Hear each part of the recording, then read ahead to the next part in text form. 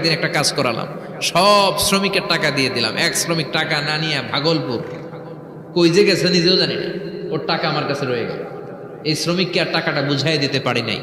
এই টাকা দিয়ে আমি কয়েকটা ছাগল কিনলাম, এই ছাগলগুলো বাচ্চা দিল, ওগুলো বাচ্চা দিল, ওগুলো বাচ্চা দিল, দিতে দিতে বিশাল ছাগলের ডেইরি ফার্ম করে ফেললাম তার ওই টাকা দিয়ে। এক যুগ 12 বছর পরে সে এসে বলে আমার টাকা ফিরায় দাও। আমি বললাম এই যে ছাগলের ডেইরি ফার্ম পুরোটাই তোমার। সে বলে আতাস্তা জি মিন্নি, আমার সাথে ঠাট্টা করো? আমি পাই সামান্য কয়টা টাকা, এক যুগ আগে যে টাকা পাইতাম ওইটা দিলেই চলবে।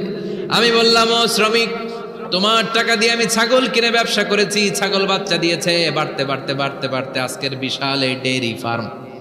এই ডেইরি ফার্মের মালিক আমি নই, তুমি নিয়ে যাও। বলার সাথে সাথে শ্রমিক আনন্দে নাচতে নাচতে ডেইরি ফার্ম নিয়ে যায়। ও আল্লাহ, ওই দিন যদি সে যতটুকু টাকা পাওনা ছিল অতটুকু দিলেই সে খুশি হয়ে যেত।